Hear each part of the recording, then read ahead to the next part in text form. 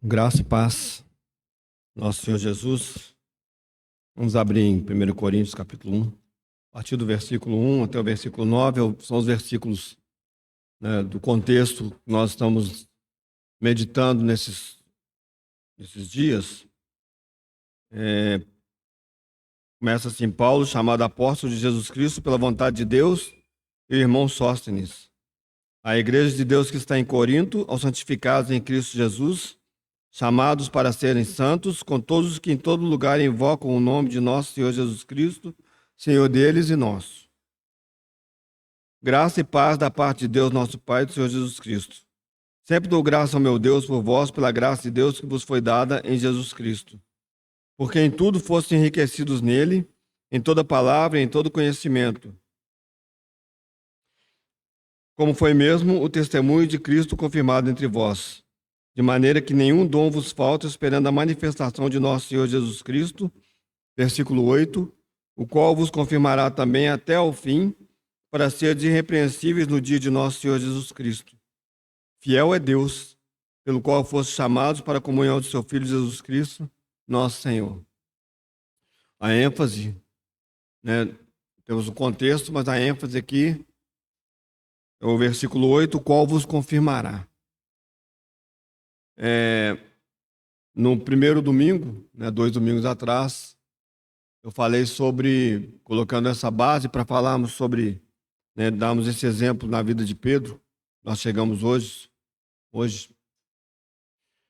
Eu falei sobre a necessidade de nós termos tido, hoje nós temos uma visão celestial. Nós temos visto a salvação que se nos apresenta em Cristo Jesus. Esse é o primeiro ponto. É o ponto de partida sem o qual nós não conseguimos progredir na vida cristã. Sem termos visto a salvação que Deus nos deu em Jesus Cristo, sem termos visto o nosso estado deplorável, caótico, do pecado que nos aprisionava e nos mantinha mortos, sem termos visto a salvação de Deus em Jesus Cristo, não há progressão. Na semana passada, eu tentei trazer para os irmãos também nessa perspectiva de uma base, para nós podermos enxergar como, ou vemos alguns aspectos desse crescimento, que as bênçãos que nos são oferecidas e que temos em Cristo Jesus, temos toda a sorte fomos abençoados com toda a sorte de bênção. E assim como os coríntios, que tiveram aquela lista de bênçãos que nós falamos aqui do versículo 1 até o versículo 9, elas servem como juntamente com essa visão celestial, como algo sobre o que o Senhor irá fazer progredir essa confirmação nossa na vida de Cristo, na salvação que Ele nos deu. As bênçãos que temos em Cristo Jesus, todas as que nós necessitamos, elas não são em si mesmas um fim.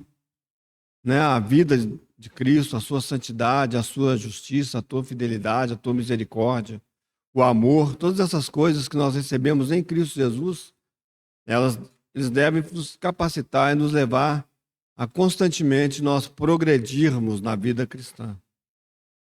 E hoje eu gostaria de trazer para os irmãos como um exemplo aquilo que aconteceu na vida do apóstolo Pedro. Um discípulo do Senhor Jesus, se tornou um apóstolo proeminente, uma pessoa que sempre quando nós nos lembramos que houve um processo glorioso na vida desse homem, desse pescador, desse homem que foi salvo pela graça de Deus e progrediu, também na graça de Deus. E por que Pedro, Por que eu escolhi esse exemplo? Poderíamos pensar em outros exemplos, poderíamos pensar em outras pessoas que também, foram transformados pela vida de Deus, pela vida de Cristo, pela obra redentora, né, salvífica do nosso Senhor e pela obra do Espírito Santo. Paulo, próprio João, né, poderíamos buscar exemplos no Velho Testamento de pessoas que andaram com Deus e também Deus, né, transformou as suas vidas, né? Mas por que Pedro, irmãos? Porque Pedro, ele se identifica muito conosco, né? E tem uns versículos que eu gostaria de ler com os irmãos para que a gente pudesse ter isso em mente. Antes desses versículos que nos identificam com Pedro, eu queria ainda, também nós vamos ler alguns versículos lá em Pedro, né? Mas eu queria ler em especial um versículo que também vai mostrar como é que é importante esse processo, ou como é que a gente enxerga esse processo da salvação. Então, se os irmãos puderem abrir comigo, né, a primeira carta de Pedro, no capítulo 1, 1 Pedro, capítulo 1. Vamos ler a partir do versículo 3. Diz assim: bendito seja o Deus e Pai de nosso Senhor Jesus Cristo, que segundo a sua grande misericórdia nos gerou de novo para uma viva esperança pela ressurreição de Jesus Cristo dentre os mortos, para uma herança incorruptível, incontaminável e que se não pode murchar, guardada nos céus, para vós, que mediante a fé estáis guardados na virtude de Deus para a salvação, já prestes para se revelar no último tempo, em que vós grandemente vos alegrais, ainda que agora importa, sendo necessário, que estejais por um pouco contristados com várias tentações, para que a prova da vossa fé, muito mais preciosa do que o ouro que perece e é provado pelo fogo, se ache em louvor e honra e glória na revelação de Jesus Cristo, ao qual, não havendo visto mais, no qual não o vendo agora, mas crendo, vos alegrais com gozo inefável e glorioso, alcançando o fim da vossa fé, a salvação da alma. Então, para começar, né, antes de nós mostrarmos como é que nós nos identificamos com Pedro, né? E é claro, nos identificamos com Paulo, nos identificamos com João, com cada um desses, mas nesse particular aqui com Pedro, ele faz na sua carta, e ele vai desenvolver esse assunto, ele vai falar para nós de uma salvação, né, que nós precisamos compreender, que é a salvação das nossas almas, né? E quando ele vai desenvolvendo o seu raciocínio aqui nas cartas dele, né, a gente vai entendendo que a salvação que Deus nos dá, ela não é algo passado apenas, não é algo estático, não é alguma coisa que ficou no passado. Nós fomos salvos do inferno um dia, tivemos os nossos olhos abertos, compreendemos que nós éramos pecadores, que estávamos destinados a uma eternidade sem Deus. Mas ele também vai nos ensinando e nos mostrando pelo Espírito Santo, sendo um instrumento do Espírito Santo, que há alguma coisa acontecendo, alguma coisa está acontecendo conosco hoje. Né? Nós estamos também sendo salvos nos dias da nossa carne, nos dias que nós estamos vivendo. Há uma salvação em curso. Então, a salvação, ela não foi perfeita? Claro que foi perfeita. É evidente que ela foi perfeita, mas ela foi perfeita nos seus aspectos. Então, nós fomos salvos no dia em que nós cremos no Senhor Jesus, nós imediatamente, instantaneamente, não estamos mais condenados a uma vida sem Deus agora e na eternidade. Isso aconteceu de uma vez por todas. Mas também Pedro vai nos mostrar que existe um caminho a ser percorrido nessa salvação que o Senhor nos deu. Porque essa salvação, ela é passada, ela é presente e ela é futura. Um dia seremos salvos dessa condição humana que nós vivemos hoje, de fraqueza, de doenças, de problemas. Seremos salvos dessa situação. Mas por quê? Porque a salvação que o Senhor nos deu, ela é completa. Chegará um dia em que não estaremos mais nas aflições do dia a dia, dos nossos problemas. Haverá um dia em que não sofreremos mais dor, não teremos mais necessidades, né, físicas, não teremos mais problemas, né? Mas hoje, no dia que nós estamos vivendo, com essas situações, nós também estamos sendo salvos. Estamos sendo salvos diariamente pela vida de Cristo, sendo transformados à imagem daquele que nos chamou.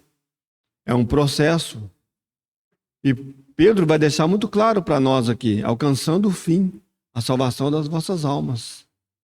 O próprio Pedro, ele é um modelo, como veremos aqui, dessa transformação, dessa salvação da alma. Dessa salvação daquilo que nós somos, daquilo que nós enfrentamos, daquilo que há em nós. Então, eu acho que a gente consegue compreender quando a gente olha para a gente mesmo e vê o que nós éramos, o que nós ainda somos, e vemos aquilo que Deus já tem feito por nós, a salvação que Ele já tem nos dado de nós mesmos. Coisas que antes elas nos seguravam nesse mundo, coisas que nos levavam a pecar, dificuldades que nós tínhamos de entender as situações que vinham sobre nós, em uma certa medida, hoje nós não enfrentamos mais. Não é porque nós estamos nos tornando pessoas com superpoderes, mas é porque a vida de Cristo em nós tem produzido alguma coisa que tem nos transformado. Deus tem podido ser Senhor de várias situações das nossas vidas que antes não era. O fim é que Cristo seja tudo em todos. A finalidade do Evangelho, a finalidade da salvação é que o Senhor Jesus seja tudo em todos, Ele seja exaltado de maneira plena. E isso vai acontecer, mas isso também já está acontecendo. Não podemos, não devemos e não podemos confundir, achar que a salvação, quando nós tivermos os nossos olhos abertos, nós deveríamos ser imediatamente livrados de todos os nossos pecados e dificuldades. Isso não aconteceu. Mas também não podemos nos enganar achando que nós devemos e podemos continuar as mesmas pessoas ano após ano. Não podemos. Não há como. A vida que há em nós, e a palavra vida, né? Vou dizer que há uma vida em nós, ela traz consigo essa realidade. O que é vivo está em constante mudança. O que é vivo está sempre agindo de alguma maneira. Só alguma coisa que não age de maneira nenhuma, se alguma coisa não age de alguma maneira, de maneira nenhuma, é porque está morto. Mas a vida de Deus em nós, ela está produzindo o caráter de Cristo em nós. E deve ser assim. E nós devemos ser transformados de glória em glória. Assim como nós vemos na vida de Pedro e na vida de muitos outros, né?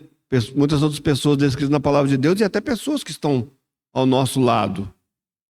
Se depois de muitos anos de convertido, eu continuo a mesma pessoa, eu continuo com os mesmos pecados, com os mesmos problemas, com o mesmo egoísmo, é porque, em alguma medida, eu tenho resistido ao Espírito Santo de Deus. Se é que o Espírito Santo realmente veio habitar em mim, se é que eu realmente tive uma conversão genuína. Por isso nós precisamos constantemente, em comunhão com Deus, pelo Espírito Santo, checarmos a nossa situação diante de Deus. A minha mente, ela precisa ser transformada. Ela precisa se adequar aos pensamentos e à mente de Deus. Porque senão vai acontecer que nós, em algum momento, nós estaremos lutando contra Deus. Deus disse, vocês precisam tomar a cruz. Vocês precisam andar da maneira adequada. Vocês precisam negar a si mesmos. Eu digo, não, eu não quero isso. Eu não quero tomar a cruz, eu não quero negar a mim mesmo. Eu quero continuar do mesmo jeito que eu estou pro resto da minha vida. Então, tem uma coisa muito, muito errada aí.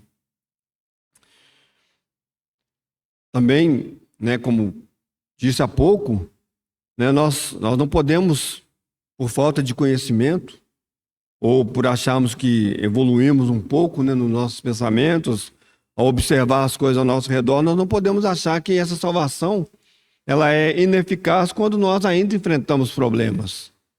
Eu ainda enfrento algum tipo de dificuldade, algum problema, então eu não sou salvo. Então, né, eu não tenho a vida de Deus em mim, eu não tenho a vida de Cristo em mim.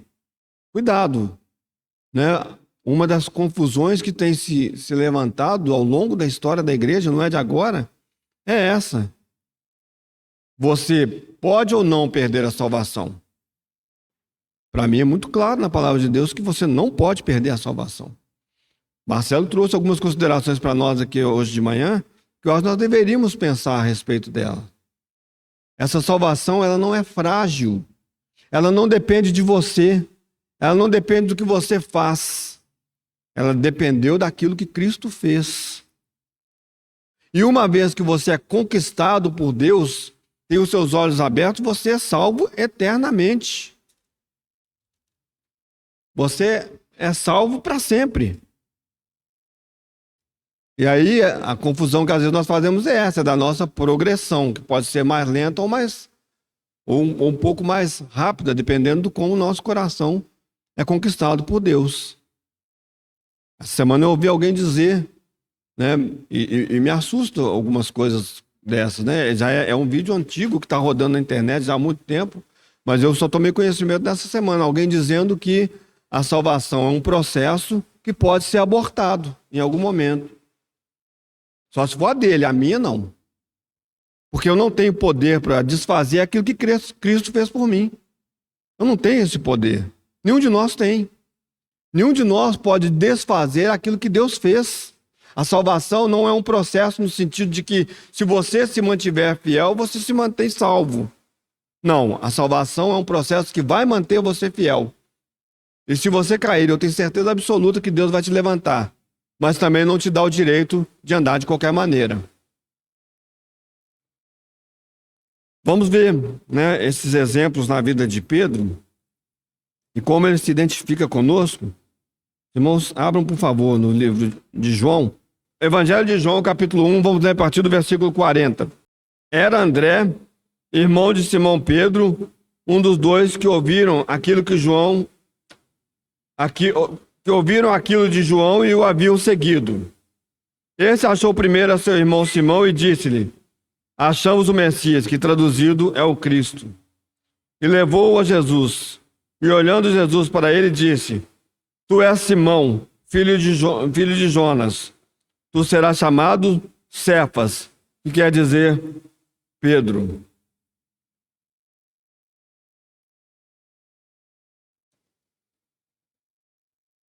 Quando Pedro, ele então se encontra ali com o Senhor Jesus,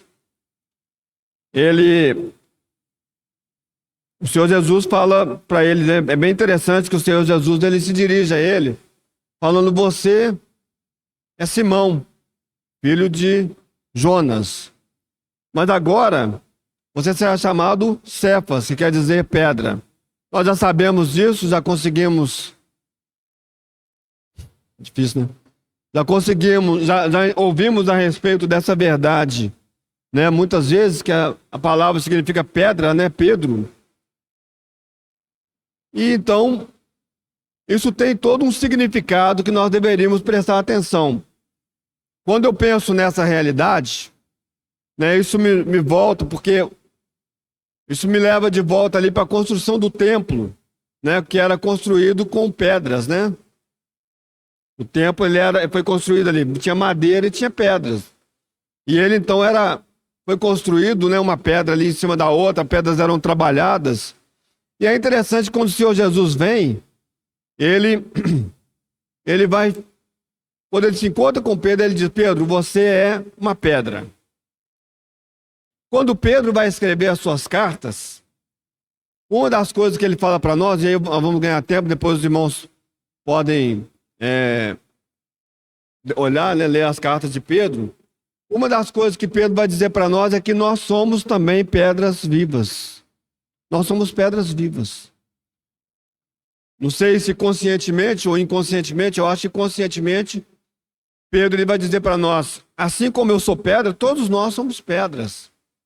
E ele vai falar que nós somos pedras, mas que existe uma pedra, que é a pedra principal, que é a pedra angular, que é a pedra que é Cristo. Então, né, já falamos isso em outros momentos. Quando você vai fazer uma construção, né, em algum lugar ali você coloca uma pedra angular, é aquela pedra na qual você vai medir todas as coisas, de onde vai sair toda a medição para que a sua construção ela fique correta. no templo, houve uma pedra angular. E a história, a história diz que é exatamente a pedra que foi rejeitada no início, ali na construção do templo, depois ela foi achada adequada para ser a pedra que ia ser a pedra angular, né? Um tipo do nosso Senhor Jesus, que é aquele que foi rejeitado, mas ele é a pedra angular. Irmãos e irmãs, a expressão pedras vivas também ela tem um significado muito importante, né? Porque Pedro ele se identificou como pedra e ele nos identificou como pedras vivas. O que é vivo, como eu disse para os irmãos, então isso tende a se movimentar, isso tende a ser transformado. A gente olha para uma pedra, a gente sabe que não é um ser vivo. A pedra não é um ser vivo. A pedra é alguma coisa que se você não mexer com ela, ela fica ali, né? Ela vai ficar naquele lugar ali eternamente, se não acontecer nada, né? Ela vai ficar ali, ela não consegue se movimentar. Mas olha, irmãos, como Deus, na sua sabedoria, ele pega alguma coisa que não tem vida, né? Para transformar em alguma coisa que tem vida, e a partir dessa transformação da vida que ele coloca, haver uma construção, uma transformação. O Senhor Jesus disse: eu edificarei a minha igreja. E quando ele faz essa proposta que ele está fazendo, cumprindo de maneira poderosa, a igreja não está solta, a igreja não está perdida, a igreja não está à deriva, a igreja está sendo edificada pelo Senhor Jesus com poder e autoridade. Podem crer nisso. Quando ele faz essa proposta, ele faz a proposta de construir, de edificar a sua igreja, utilizando pedras vivas. O que isso significa para nós? Que você e eu, assim como as pedras que foram trabalhadas no templo, para a construção do templo, nós também seremos trabalhados por Deus, para também sermos colocados um do lado do outro, para sermos edificados casa espiritual de Deus. Isso é muito importante. E eu sei que eu não estou falando nada novo para os irmãos e para as irmãs. Eu sei que esse assunto ele é um assunto que nós já ouvimos muitas vezes. Mas precisamos ter cuidado, porque às vezes nós paramos de pensar naquelas coisas que nós sabemos, nós deixamos essas coisas de lado, e nós então começamos a viver na força do nosso pensamento, não na força, no poder e no conhecimento que Deus nos dá. Isso precisa ficar claro para nós. Eu acho que esse é o caminho que a cristandade tem entrado hoje. E já não é novo também, né? Já não é de hoje, né? Quando eu digo hoje, mas eu estou trazendo isso para a nossa realidade, para a nossa época, mas é alguma coisa que já vem há muitos anos, né? Desde o início já vem acontecendo. Pessoas que elas se intrometem, né? Elas entram no meio do povo de Deus e elas têm entendimentos errados, como foi lembrado aqui agora há pouco, né? Ou por qualquer motivo que seja, né? Ou por vaidade, ou por desejos, ou por falta de conhecimento, ou por falta de comunicação com outros. As pessoas entram por caminhos que elas começam a criar situações e criar histórias que, de uma certa maneira, né, vão conduzindo uma parte daqueles que são de Deus ou daqueles que se acham que são de Deus para caminhos que não são os caminhos de Deus.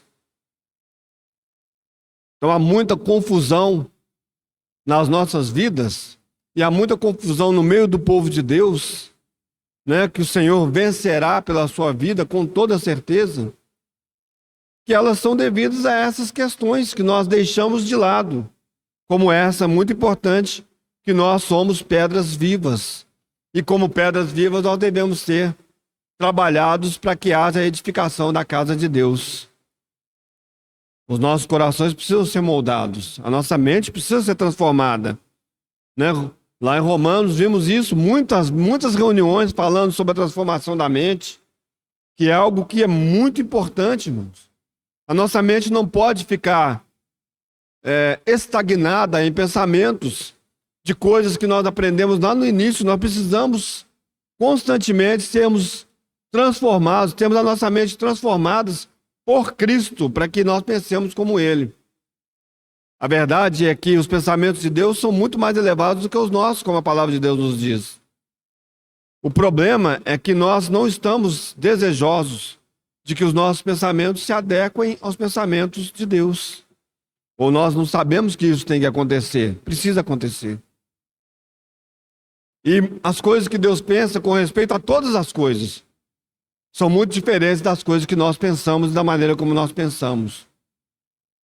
Acho que essa é a grande questão na vida de Pedro. Quando nós lemos as cartas de Pedro, nós vamos ver, e eu não vou ficar lendo os versículos, porque eu acho que eu pretendo realmente finalizar hoje, né? Eu acho que outros irmãos desejosos também de trazer aquilo que Deus tem depositado nos seus corações, mas eu vou citar os versículos e vou falar para os irmãos, né? Vou falar para os irmãos o que eu penso, né? Como eu vejo, os irmãos vão diante do Senhor, vão diante da palavra de Deus para poderem ter entendimento naquilo que Deus deseja falar com cada um de nós. Mas quando nós vamos ler as cartas de Pedro, é bem interessante que a gente começa a entender que quando Pedro ele estava ali com o Senhor, e todos eles que estavam com o Senhor vão dar esse testemunho daquilo que nós temos na palavra de Deus, é que eles foram enxergando algumas coisas, eles foram vendo algumas coisas que mudou a sua própria existência ou a maneira de pensar. Então, se nós lemos, por exemplo, 2 Pedro, capítulo 1, versículo 16 a 19, ou 1 Pedro, capítulo 5, versículo 1, né? O apóstolo Pedro, ele vai dizer para nós que havia naquela pessoa, naquele homem, Jesus que estava andando com eles, aquele homem que estava andando com eles, ele tinha majestade e glória. Mas ele também viu que esse homem sofreu os sofrimentos do servo de Deus que estavam descritos já, né? Como por exemplo lá em Isaías, capítulo 52, versículos 13 e 14. Então Pedro ele consegue enxergar, enquanto que muitos não viram, né, quem era o Senhor Jesus, Pedro viu alguém cheio de majestade e de glória. Então quando ele estava ali, por exemplo, no Monte da Transfiguração, o que Pedro enxergou? Ele viu alguém que era totalmente diferente de todas as pessoas que ele conhecia até então. E de todas as pessoas que ele havia lido, ouvido falar a respeito nos tempos antigos do Velho Testamento. Então ele viu alguém que era superior a Moisés, a Elias, a Isaías, a Abraão, a qualquer pessoa viva. Não existia ninguém que se parecesse com o Senhor Jesus, quando o Senhor se transfigura na sua glória e mostra a sua majestade. Mas interessante que ele também vê o servo sofredor. Ele também vê alguém que sofreu ao longo da sua existência entre eles e sofreu depois, quando foi para a cruz. Pedro conseguiu perceber essas coisas no Senhor Jesus. Ele também viu, conforme 1 Pedro 1, 23 a 25, nossos irmãos depois leiam, depois eu posso passar os versículos se os irmãos quiserem. Ele viu que a vida que esse Senhor Jesus ofereceu, ou oferece à humanidade, é poderosa e eterna, que contrasta com as nossas vidas passageiras e frágeis. Se os irmãos lerem lá, Pedro vai falar, olha, a nossa vida é como a flor da erva, ela seca, ela passa rapidamente. Mas este homem glorioso e cheio de majestade tem uma vida eterna e uma fonte inesgotável de vida. Isso faz muita diferença para ele. Então, assim como Pedro, essa pedra, né? Nós, como pedras vivas, devemos enxergar o Senhor Jesus dessa maneira. Nós precisamos nos voltar para a palavra de Deus para enxergar o Senhor Jesus com essas características. Para vermos a nós mesmos na nossa miséria, na nossa vida, né, frágil, para que nós possamos nos firmar nele, em Cristo. 1 Pedro 2, de 1 a 5, ele é a solução adequada para os problemas gerados pelo pecado na humanidade. Pedro vai ver lá naqueles versículos que se tem alguém que é poderoso para resolver os problemas do pecado que foi lá de Adão e Eva, é Jesus. Então, às vezes nós levantamos ídolos no nosso coração. E pode ser até pessoas que merecem o nosso aplauso, né? Nós olhamos para a vida de Paulo, nós olhamos para grandes homens da palavra de Deus e nós falamos, puxa vida, que pessoa fantástica, sensacional, que vida. Mas quando Pedro ali, ele olha para, né, ele provavelmente olhando ali para toda a história, né, ele vai ver que só tem uma pessoa que pode resolver os problemas dos pecados, os problemas que os pecados geram, o pecado gera em toda a humanidade. Jesus Cristo. Jesus Cristo. E também, em 1 Pedro 2,3, ele vai falar que, ele vai nos mostrar que Jesus é a manifestação de Deus na bondade, ou a bondade na manifestação de Deus. Ele é bom. Ele é bom. Então, se a gente volta na história de Pedro, e é o que nós faremos agora, né? Nós vamos ver algumas coisas. Você vai ver o Senhor Jesus algumas vezes falando algumas coisas que nós falamos assim, puxa, como é que... né? Seria duro ouvir isso, né? Arreda para trás de mim, Satanás, porque não cogita das coisas de Deus, mas das coisas do homem. Falando com Pedro. Né? Ou dizendo para Pedro, Pedro, você está falando que você vai me seguir até o fim, que você vai morrer por mim? Deixa eu te falar, você vai me negar. Como é que Pedro ele reage a essas coisas? O Senhor é bom. O Senhor é bom. Então, ao ser, de alguma maneira, corrigido por Deus, corrigido pelo Senhor Jesus, quando o Senhor Jesus tem que corrigir a Pedro na sua caminhada, Pedro entende que isso fazia parte da bondade de Deus, da bondade do Senhor Jesus. O Senhor é bom. O Senhor é bom. Está pingando aqui.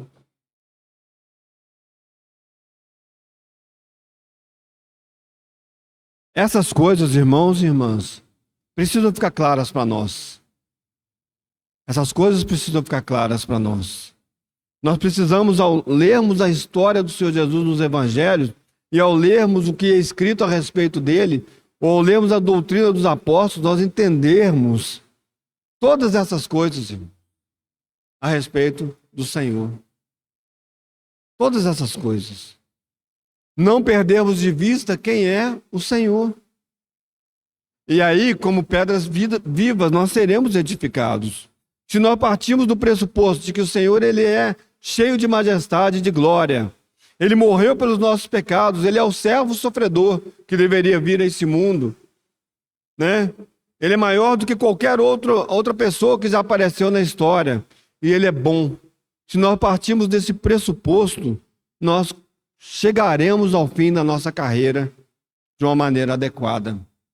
O problema é que não sei se acontece com os irmãos, mas às vezes nós ficamos muito confusos por situações que vêm contra nós em determinados momentos que a gente fala, parecia que estava tudo tão bem, mas de repente parece que tudo ruiu, tudo caiu, e hoje eu não sei mais se eu posso dizer, né, com o meu coração que o Senhor é bom, ou que o Senhor é cheio de majestade, ou que o Senhor é cheio de glória. Mas não se engane, irmãos. Não se enganem. Nenhuma situação na sua vida diminui a majestade, a glória, a bondade, a grandiosidade do nosso Senhor Jesus que está assentado no trono. Absolutamente nada. E olha que está falando com os irmãos aqui, é alguém que, como os irmãos Pedra Viva, pode em algum momento, e já fez isso muitas vezes, falar, Senhor, mas eu não entendo. Senhor, cheio de majestade, o Senhor é poderoso, o Senhor é rei. Como é que pode essa situação? A resposta é sempre, o Senhor é bom. O Senhor é bom. Há um trabalho do Espírito Santo nas nossas vidas. Um trabalho que começou e vai terminar, porque quem começou é poderoso para terminar. Não vai haver um dia na sua vida em que você vai chegar diante de Deus e o Senhor vai falar assim: me desculpa, eu não consegui terminar. Eu não consegui completar a obra que eu propus completar na sua vida. Não haverá tal situação, porque Ele é Deus. E como Deus, Ele vai cumprir tudo o que Ele planejou na sua vida, no sentido de tornar você mais parecido com o seu filho, pela vida do Filho de Deus que habita em você pelo Espírito Santo. O nosso alvo é Cristo. Por isso que, às vezes, a gente acha que as coisas não estão dando certo, porque se o meu alvo é Cristo, né, eu deveria pensar com a mente de Cristo. Mas, às vezes, eu digo, não, o meu alvo é Cristo, mas eu gostaria muito de chegar nesse ponto na minha vida em que eu tenho paz e alegria e não tenho problema. Eu gostaria muito de ter aquilo, ter aquela outra coisa, gostaria muito que essas coisas da minha vida fossem melhores, que os irmãos fossem melhores, que a minha família fosse melhor, que o meu emprego fosse melhor. Aí, o nosso fim, o nosso desejo e o nosso alvo deixam de ser Cristo. Eles são qualquer coisa menos Cristo. É qualquer coisa que você pode ter nessa terra que não é Cristo. Aí o seu alvo não é Cristo. Porque se o seu alvo for Cristo, os seus olhos, como falamos de Moisés, como falamos nas reuniões passadas, se o seu alvo é Cristo, você está olhando para a eternidade. Você está olhando lá para frente. Ainda que tenha um deserto extenso para você passar nessa terra. Pedro, ele experimenta essa verdade na sua vida. Ele experimenta esse trabalho do Senhor. Se os irmãos puderem abrir lá em Lucas capítulo 5.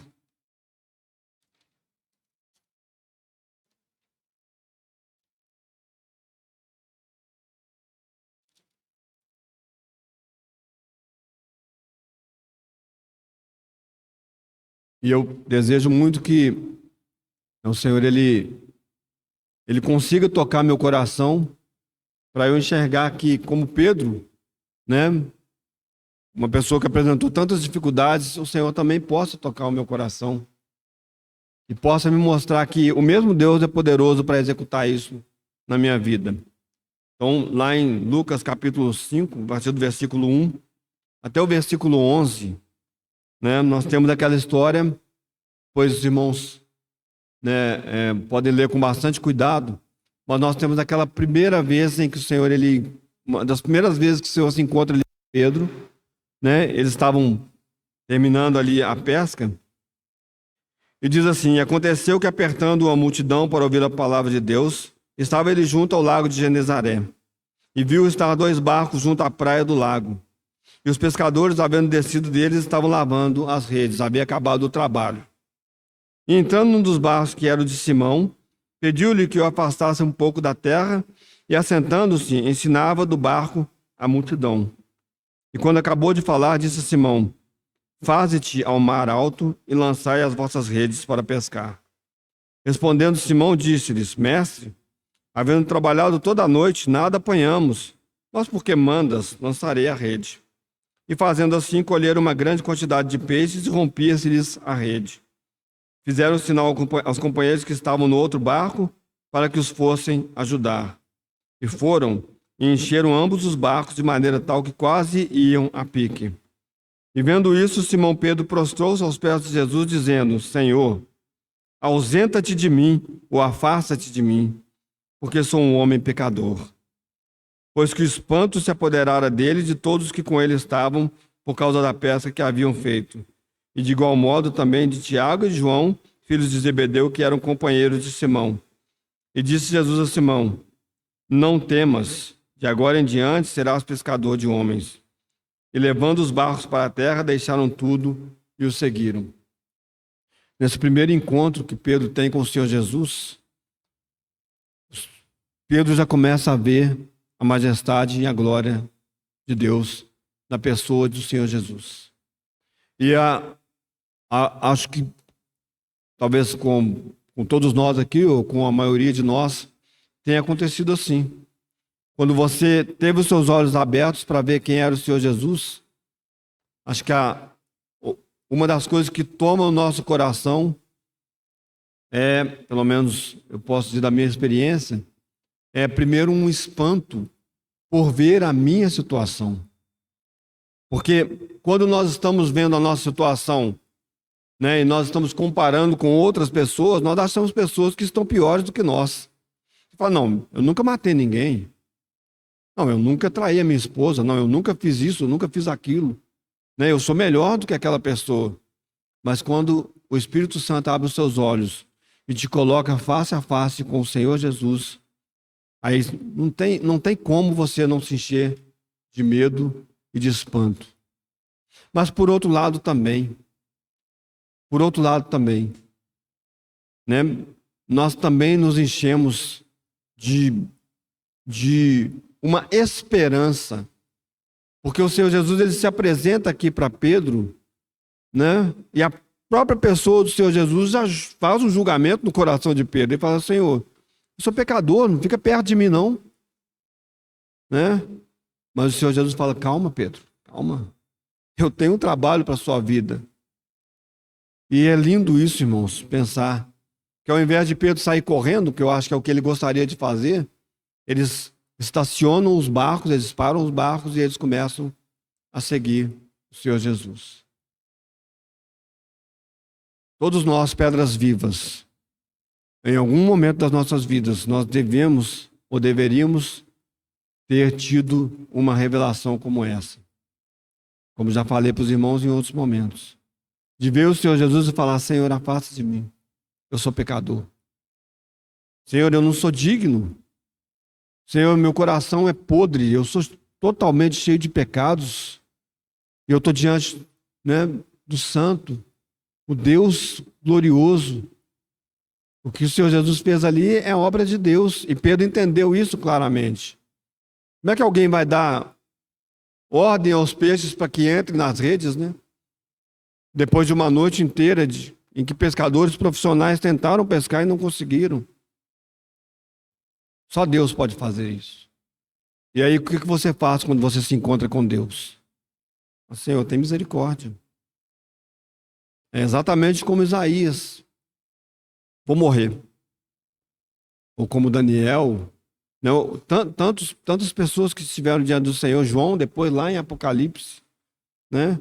Depois de ter passado ali um período de 3 anos e pouco andando ao lado do Senhor. Quando ele vê o Senhor na sua glória, ele é lançado ao chão. E aí começa, né, essa história de Pedro. E o Senhor muda o nome de Pedro depois para... Né, ao invés de chamá-lo de Simão, vai chamá-lo agora de Cefas, de pedra. A gente sabe que Pedro ele vai, né, tem alguns acontecimentos, eu separei esses acontecimentos aqui, vou falar rapidamente para os irmãos, para chegar no ponto que eu quero chegar, em que Pedro andando ali com o Senhor, Pedro demonstra muitas vezes incredulidade. Muitas vezes Pedro toma decisões erradas, Pedro fala de maneira afoita. Né? Então nós vemos aquele episódio em que os discípulos estão no barco, né? E o Senhor Jesus vem andando sobre as águas. E Pedro fala, Senhor, se é o Senhor mesmo, então me fala para eu ir aí, andar até o Senhor. Eu falo, então vem. E Pedro começa a andar sobre as águas. Ele começa a andar sobre as águas. Mas, em determinado momento, a água começa a se agitar um pouco mais. E Pedro então olha para o vento, olha para a água e fala, acho que não vai dar não. E ele então afunda. E o pescador, que obviamente sabia nadar, né? Lá em João a gente vê o Pedro, quando o Senhor aparece lá na praia, Pedro nadando, né?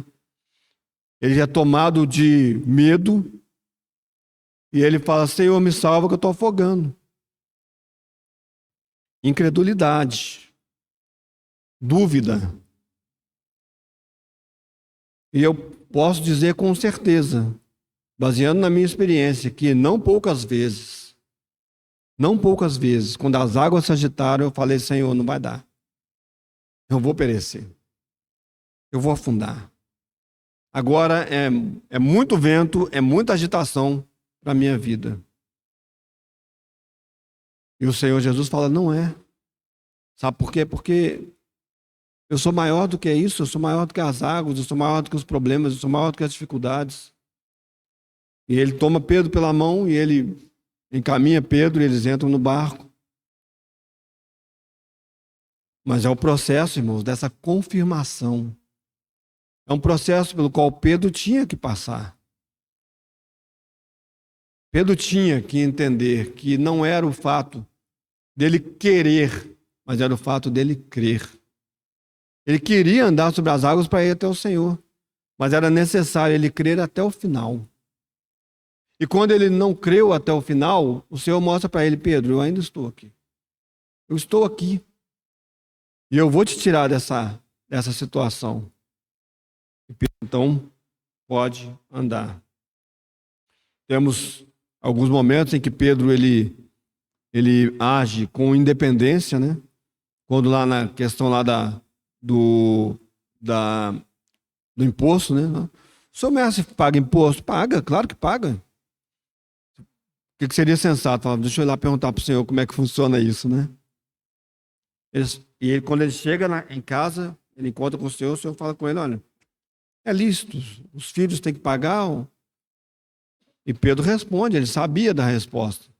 O senhor fala, mas para que eles não escandalizam, para não ter problema, você vai lá e agora você vai pescar. E quando você pegar o primeiro peixe, você vai abrir a boca do peixe e tem uma moeda lá, você vai dar essa moeda por mim e por você. E eu fico imaginando um pescador que usava redes, né? Ele tendo ali que ficar um tempinho ali esperando o peixe aparecer e talvez ele meditando sobre essas coisas. Pensando em como ele não pode ser independente. Mas aí eu trago de novo para nós pedras vivas. Você já foi independente alguma vez? Eu já, muitas. Muitas vezes, algumas coisas que eu fiz, eu falei, não, eu vou fazer isso aqui porque eu acho que é certo. Eu acho que é o correto. Acho que é o que tem que fazer. Coisa errada não tem nem conversa, né, irmão? Coisa errada é claro que nós fazemos por independência. Mas tem coisas que a gente acha que é certo e a gente faz também por independência. E o Senhor fala, eu não falei para você fazer. E eu vou te ensinar uma lição. E o Senhor também tem que ensinar para nós algumas lições. Quando os discípulos, eu já falei disso aqui, quando os discípulos eles sobem lá no Monte da Transfiguração e eles estão ali meio que dormindo, né? E de repente eles começam a ver a glória do Senhor.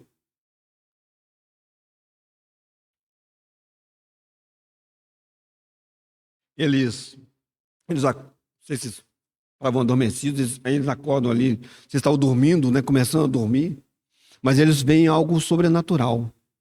E eles veem ali o Senhor conversando, né, com Moisés, com Elias. E Pedro imediatamente ele fala, Senhor, vamos fazer o seguinte, vamos construir aqui 3 tendas, uma para o Senhor, uma para Moisés, uma para Elias, vamos ficar por aqui, vamos. E nesse exato momento, os 2 desaparecem, fica só o Senhor Jesus, depois de ele já ter se vestido na sua glória, ter aparecido ali, ter saído, né? Ele ter mostrado quem ele realmente era. E vem uma voz que diz, este é o meu filho amado. Este é o meu filho. Ouvi a ele. Este é o meu filho. Pedro ainda não conseguia enxergar a superioridade de Cristo em relação a qualquer outro. A lei, aos profetas, a tudo que já existiu. Grandes homens do passado, olha o que fizeram esses 2 homens. Olha o que eles fizeram, olha as coisas que eles fizeram, né, no poder de Deus. Mas o Senhor Deus diz não. O meu prazer, ele está no meu filho. E Pedro, então, ali, ele também precisa entender que não existe ninguém superior a Cristo. Chegamos, né, em situações que elas vão ficando cada vez mais graves, né? Elas vão ficando cada vez mais difíceis. Porque quando Pedro tem aquela grande revelação, quando o Senhor diz para ele, né? Eu passo depois, irmãos, os versículos, eu só estou dando uma agilizada aqui, porque senão a gente vai agarrar um pouquinho, mas quando Pedro tem aquela grande revelação, né? Tu és o Cristo, o Filho do Deus vivo, né? Imediatamente depois, o que acontece? Pedro chama o Senhor ao lado, quando o Senhor começa a falar da sua morte, começa a falar para ele, ó, o que é isso, Senhor? Não faz isso com o Senhor, não. Vai ser desse jeito, não. E o Senhor tem que falar de uma maneira muito firme, mostrando para Pedro que aqueles pensamentos eram pensamentos humanos, induzidos por Satanás. A cruz era exatamente o que tinha acontecido logo no início do ministério do Senhor Jesus, quando o diabo leva o Senhor e fala assim, tá vendo esses reinos todos aqui? Se você se prostrar e me adorar, eu te dou todos eles. É agora, instantâneo, eu te entrego tudo. É uma conquista sem cruz. Irmãos, eu fico pensando no que essas coisas foram gerando na cabeça e no coração de Pedro. Porque Pedro ele tem que ser advertido de maneira firme. Pedro, a cruz é o único caminho. A cruz é o único caminho. Não tem caminho alternativo. Não tem atalho nem desvio. Se você não passar pela cruz, se eu não passar pela cruz, né, o Senhor na sua cruz, que nenhum outro de nós poderá passar, mas cada um de nós, né, tem que experimentar uma vida de cruz, de crucificação do velho homem. Cada um de nós precisa passar por essa experiência. E aí o Senhor vai ensinar para Pedro, se não passar, Pedro, não dá. Não tem como. Vai ser um ser inadequado tentando servir a Deus, que é a religiosidade. É você colocar uma roupa num cadáver. Uma roupa nova, bonita, num cadáver. Se não houver a cruz, o velho homem vai tentar servir a Deus e vai arrumar um monte de confusão para ele e para os outros. Então o Senhor tem que falar isso para Pedro. E Pedro tem que entender que sem a cruz é impossível servir a Deus. Sem passar por uma vida pela cruz, sem uma vida de cruz, é impossível servir a Deus. Pedro também tem o problema da autoconfiança, né? Senhor, ainda que todos te neguem, eu vou com o Senhor até a morte. Ah, vai, Pedro. Pois deixa eu te dizer, Pedro. Satanás pediu para cirandar a sua vida. Você vai me negar, Pedro. Mas fica tranquilo, né? Se é que depois de uma a gente fica tranquilo, né? Mas fala, eu roguei ao Pai para que você não desfaleça. Sua fé não desfaleça. Autoconfiança. É você dizer para Deus, você acordar de manhã e falar assim, Senhor, hoje aconteça o que acontecer, eu vou te servir. Eu falo, Você se levanta e no primeiro momento que você tem, na hora que você está tomando café com a sua família, você já comete o pecado. A autoconfiança, ela nesse sentido, ela não nos serve para nada. Ela não serve para nada. E então a gente vê que Pedro ele chega no fracasso, né? Ele chega ao fundo do poço, né? Mas graças a Deus, irmãos, graças a Deus, porque o fundo do poço, quando nós chegamos no fundo do poço, numa vida, num trabalho do Espírito Santo, aí sim, quando eu estou fraco, aí é que estou forte. Quando eu consigo enxergar a minha miséria, quando eu consigo enxergar que sem o Senhor eu nada posso fazer, esse é o caminho para o sucesso na vida cristã. E Pedro, então, ele nega o Senhor. Ele nega o Senhor. E é muito interessante, irmãos, porque a atitude de Pedro quando ele nega o Senhor, e não foi uma coisa simples, Pedro praguejou. Pedro falou, não conheço esse homem. Eu não sei do que vocês estão falando, eu não conheço, nunca andei com ele. E ele começa a praguejar, eu não sei o que ele falou, mas ele começou a falar palavrão.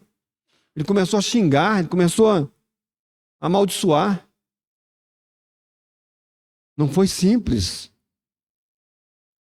E os evangelhos, um dos evangelhos diz que quando Pedro ele nega o Senhor olha para ele, e ele tomado né, daquela angústia, daquele arrependimento, ele se retira e ele chora amargamente. E aí, irmãos, eu creio que para nós fica essa lição muito importante. Muito importante. Que não é o fim. Este não é o fim. Não sei o que você fez, não sei o que você ainda vai fazer, o que eu fiz, o que eu ainda vou fazer. As minhas orações a Deus por mim e por todos nós aqui é para que o Senhor nos mantenha firmes. Mas pode ser que em algum momento na minha existência, né, já aconteceu e pode acontecer, eu falo, eu não conheço esse homem. Eu não o conheço. Não sei de que você está falando, não. Deixa eu manter a minha vida, né, inteira. Deixa eu me manter vivo aqui. Deixa eu usufruir das coisas que esse mundo me oferece. Não, mas você, eu sei que você, o seu linguajar está te denunciando, você esteve com ele. Não sei o que você está falando. Mas aí, irmãos, eu creio que um coração quebrantado, um coração contrito, a esse Deus não desprezará. Porque se o Senhor, você consegue enxergar o olhar do Senhor para você, não é de uma acusação, mas é dizendo, eu não te falei que você não consegue. Mas são olhos de amor, irmãos. E aí nós vamos sair e falar, Senhor, miserável homem que sou. É a explosão, né, de Paulo, quando ele diz, desgraçado homem que sou. Eu queria fazer o bem, mas eu não consigo. Eu não queria fazer o mal, mas eu não consigo deixar de fazer. Graças a Deus por Jesus Cristo. É o próximo passo. E a gente vai vendo no restante do trabalho do Espírito Santo, né? E tem, eu não vou me alongar muito, irmãos, mas para terminar, né? Terminando aqui mais uns minutinhos, eu vou tentar ser breve. Mas tem uma passagem, essa eu queria ler com os irmãos, que eu acho ela, assim, linda, sabe? Eu acho que é no Evangelho de Marcos.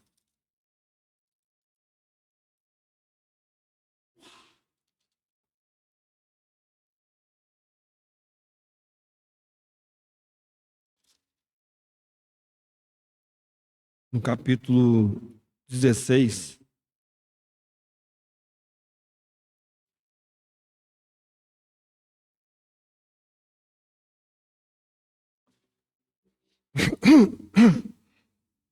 O Evangelho de Marcos, os historiadores, os estudiosos da Bíblia dizem que esse evangelho, muito provavelmente, Pedro foi que ditou para Marcos. Né? Então, a gente lê o Evangelho de Marcos aqui, é muito interessante, algumas coisas aparecem aqui, não aparecem nos outros evangelhos, talvez numa perspectiva de Pedro, né? Como é que ele viu as coisas, como é que aconteceu, né? No versículo 5, eu ia ler do 1 até o 8 aqui, mas vamos ler do 5, diz assim, as mulheres, né, foram lá no sepulcro, e aí diz assim, entrando no sepulcro, viram um jovem assentado à direita, vestido de uma roupa comprida e branca, e ficaram espantadas. Porém, ele disse-lhes, não vos assusteis, buscais a Jesus, o Nazareno, que foi crucificado, já ressuscitou, não está aqui, eis aqui o lugar onde o puseram. Mas ide, dizei aos seus discípulos e a Pedro, que ele vai adiante de vós para Galiléia, ali o vereis como ele vos disse. É muito interessante isso aqui, irmãos. Pedro não era um discípulo? Por que ela não disse apenas, diga lá para os discípulos, né, que ele ressuscitou e vai adiante de vós. Dizei aos discípulos e a Pedro. Eu imagino, irmãos, que quando essas mulheres encontraram com os discípulos, pode ser que elas tenham dito para eles, olha, ele mandou dizer, o anjo que estava lá, aquele varão que estava lá, ele mandou dizer para vocês, e mandou dizer para você, Pedro, que o Senhor ressuscitou e que ele vai adiante de vocês. O Senhor estava confirmando o chamamento de Pedro. Depois de uma questão tão grave, de uma situação tão crucial na vida de Pedro, o Senhor fala: Pedro, eu não te lancei fora, Pedro. Eu não te joguei fora, Pedro. Você não está desqualificado. Você é desqualificado, mas eu vou te qualificar. E aí a gente vê, quando o Senhor ele encontra com os seus discípulos, lá no capítulo 21 do Evangelho de João, o que acontece ali? Os irmãos vão lembrar muito bem. O Senhor encontra com os seus discípulos, e é interessante porque também é uma passagem em que há também um milagre do Senhor, em que o Senhor também faz com que os peixes entrem na rede, e ali está Pedro, está os outros discípulos que foram com ele, porque Pedro, ele diz para os discípulos, eles estão ali, né, tristes, sem saber o que fazer, e Pedro fala: eu vou pescar. É como se ele dissesse: não me resta nada mais. Não tem mais nada que eu possa fazer. Vou voltar a fazer a única coisa que eu sei fazer bem nessa vida, que é pescar. E os discípulos, alguns discípulos dizem: nós também vamos com você. E eles estão ali, então a gente sabe da história. O Senhor então fala com eles: vocês têm alguma coisa para comer aí? O Senhor está lá na praia, né? Nós pescaram a noite inteira, não tinham nada, né? Não conseguiam nada. E o Senhor então fala com eles: joga a rede, e acontece um milagre. E é interessante, irmãos, porque aqui, tratado, depois de ter negado o Senhor, depois de ter dado, né, tantos foras, né? Pedro, ao invés dele falar com o Senhor, afasta de mim que eu sou um pecador, o que ele faz? Ele pula na água, ele sai nadando e ele vai em direção ao Senhor. O que Pedro tinha dito para o Senhor antes era verdade no coração dele. Senhor, para onde iremos nós? Se só tu tens palavra de vida eterna. Irmãos, os nossos fracassos, o trabalho da cruz nas nossas vidas, o trabalho do Espírito Santo nas nossas vidas, ele vai fazer com que nós nos aproximemos de Deus. Nós nos aproximemos do Senhor Jesus. E aí, para concluir, irmãos, essa confirmação, quando nós chegamos em Apocalipse, no último capítulo, lá no capítulo 21, o último livro, né? O livro em que todas as coisas se concluem, nós vemos então aqueles fundamentos, né? Aqueles fundamentos que tem ali na igreja, na Cidade Santa, e fala que tinha 12 fundamentos, e os fundamentos eram os apóstolos do Senhor. E depois fala que esses fundamentos, e cada um deles vai compará-los a uma pedra preciosa. Isso não fala aos nossos corações, irmãos? Você agora não é mais Simão, você é pedra. Você agora é pedra preciosa. Irmãos e irmãs, o que nós precisamos entender de tudo isso que eu falei para os irmãos nesses 3 domingos, é que você e eu estamos num processo. Nós estamos num processo para sermos transformados. Pedras preciosas. Aquilo que é nada, aquilo que é... Né, não sermos, né, os fundamentos, não é isso que eu estou falando. Mas o trabalho do Espírito Santo em nós. Essas pedras que não serviam para nada, né? Essas pedras que estavam jogadas pelo caminho aí, né? Que estavam sem uso, sem utilidade, e ficariam assim para o resto da vida. Elas serão transformadas. Primeiro foram transformadas em pedras vivas. E serão transformadas em pedras que estarão nessa construção bendita daquilo que é de Deus. O Senhor vos confirmará. Ele vos confirmará. Os coríntios tinham muitos problemas, muitas dificuldades. Os coríntios estavam errando em muitas coisas. Mas Paulo começa dizendo para eles: Ele vos confirmará. Ele vos confirmará. E Deus é poderoso para fazer infinitamente além daquilo que pedimos ou pensamos, conforme o poder que opera em nós. É correto você se achar inadequado. Muito correto. Mas também é correto você ver que aquele que te chamou, aquele que justificou, esse também te glorificou. O futuro para nós é glorioso, irmãos. Mas pensem nisso. O nosso presente também é glorioso. Experimentamos hoje os poderes do mundo vindouro. Experimentamos hoje o poder de Deus nos aperfeiçoando em Cristo. Nele nós teremos feito aquilo que Deus sempre quis fazer na humanidade e que Ele fez e encontrou na pessoa bendita do nosso Senhor Jesus. Que o Senhor nos ajude. Que o Senhor tenha misericórdia de nós. Senhor, nós queremos agradecer a Ti, porque, Senhor, a Tua palavra, ela é poderosa, Senhor. Senhor, e como nós vemos, Senhor, glória, Senhor, glória sobre glória, Senhor. Senhor, na salvação bendita, Senhor, e perfeita que o Senhor nos deu no Teu glorioso Filho, Senhor. Como nós vemos, Senhor, que pessoas como nós, Senhor, podem hoje, Senhor, usufruir, Senhor, de uma vida, Senhor, completamente diferente da vida que tínhamos nesse mundo, Senhor. Muito além, Senhor, acima daquilo que, Senhor, o normal, Senhor, desse mundo nos chama para fazer, Senhor. Nós estamos acima dessas coisas, Senhor, porque estamos naquele que está assentado no trono e nele estamos assentados, Senhor, nos lugares celestiais. Senhor, abre os nossos olhos, Senhor. Abre os meus olhos por misericórdia, Senhor. Abre os nossos olhos, Senhor, para nós enxergarmos essa verdade, Senhor. Sabemos, Senhor, que somos inadequados, sim, Senhor. Pecadores, sim, Senhor. Mas salvos pela Tua graça, Senhor, para sermos transformados naquilo que o Senhor deseja nos transformar, Senhor, que é sermos iguais ao Teu Filho, Senhor. Senhor, a nós, Senhor, nenhuma glória, Senhor. A nós, nenhum louvor, Senhor. Senhor, para nós, Senhor, não resta absolutamente nada, Senhor.